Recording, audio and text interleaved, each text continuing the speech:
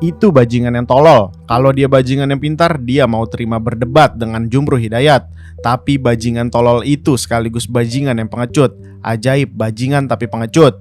Penggalan kalimat yang dilontarkan Rocky Gerung ini begitu viral dan menjadi dasar relawan Joko Widodo melaporkan Rocky Gerung ke Barreskrim Polri dan Polda Metro Jaya atas pasal dugaan penghinaan. Inilah laporan ke-14 kalinya seorang Rocky Gerung dianggap oleh relawan Jokowi telah melakukan penghinaan. Uniknya sejauh ini tak satu pun laporan tersebut berujung pada proses pidana. Guru Besar Hukum Pidana Universitas Islam Indonesia Yogyakarta, Profesor Muzakir menyebut hal itu dikarenakan status legal standing yang tidak tepat. Tak punya legal standing, tandas Muzakir kepada Forum Keadilan. Ia justru mempertanyakan adanya dualisme sikap di tubuh Polri dalam merespon laporan terhadap Gerung. Seharusnya prinsipnya kalau Polri sudah menolak, ya menolak semua. Institusi itu bukan pribadi. Jadi kalau pada level Polda menerima, panggil saja Mabes Polri biar polisinya diperiksa, dia maunya apa gitu, tegasnya. Kebijakan kepolisian menurut Muzakir sejatinya harus jelas dan selaras, di mana berdasarkan perkembangan hukum yang membuat laporan harus presiden sendiri dengan pasal penghinaan biasa. Menurutnya yang dikritik itu bukan pribadi Joko Widodo, melainkan jabatannya sebagai Presiden Indonesia.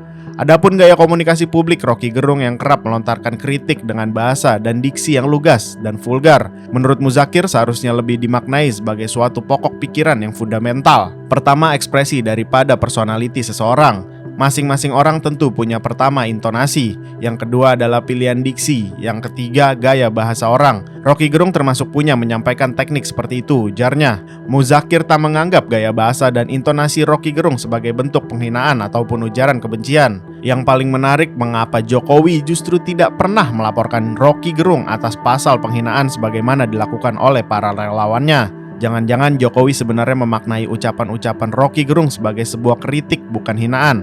Atau jangan-jangan Jokowi sesungguhnya sesayang dan sekagum itu kepada Rocky Gerung, sosok yang berani lantang bersuara dengan landasan pemikiran akademis. Kita masih ingat Jokowi bahkan pernah menganugerahi Fahri Hamzah dan Fadlizon tanda kehormatan bintang Mahaputra Nararya atas konsistensi kedua politisi itu dalam mengkritik pemerintah. Penghargaan itu menegaskan Jokowi adalah seorang yang demokratis. Pengamat politik Universitas Al-Azhar Indonesia, Ujang Komarudin memiliki sudut pandang lain dalam menyikapi sikap diam Jokowi. Hal itu tak lepas dengan upaya pencitraan untuk kepentingan pemilu 2024 mendatang. Saya sih melihatnya bahwa mungkin ini ada kaitannya dengan pemilu 2024, bahwa bisa jadi Jokowi ingin dikatakan sebagai orang yang bijaksana, sebagai presiden yang baik hati, sebagai presiden yang tidak dendam, sebagai presiden yang ketika dikritik menerima. Mungkin itu yang ingin ditunjukkan Jokowi terhadap publik Indonesia, katanya kepada Forum Keadilan. Kendati begitu menurut Ujang, masih belum bisa dipastikan diamnya Jokowi ini akan terus berlanjut. Sehingga ocehan-ocehan atau kritikan keras yang cenderung narasi negatif Rocky Gerung kepada Jokowi itu tidak ditanggapi atau melaporkannya begitu.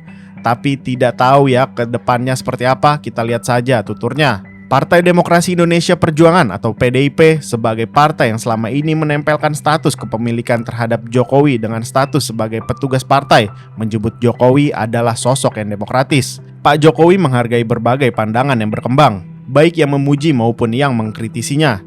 Pandangan kritis dari Rocky, Rizal Ramli, Kwik Kian Gi, dan MH Ainun Najib misalnya diapresiasi, kata politikus senior PDIP Hendrawan Supratikno kepada Forum Keadilan. Senada dengan Hendrawan, kawan koalisi PDIP, P3 pun turut angkat bicara. Menurut Ahmad Baidowi, Jokowi memiliki sifat yang tidak mudah tersinggung. Oleh karena itu, tidak memperpanjang kritikan yang sudah biasa ia dengar. Karena Pak Jokowi tidak baperan dan menikmatinya sebagai bagian dari dinamika demokrasi di Indonesia, ujarnya. Bahkan fraksi PKS yang mengambil sikap oposisi menyebut keputusan tak melaporkan Rocky Gerung kepada pihak berwajib sebagai bentuk baik hati Jokowi terhadap Rocky Gerung. Saya husnuzon pada Pak Jokowi dan husnuzon juga pada Bro RG, ucap politisi PKS Mardani Alisera.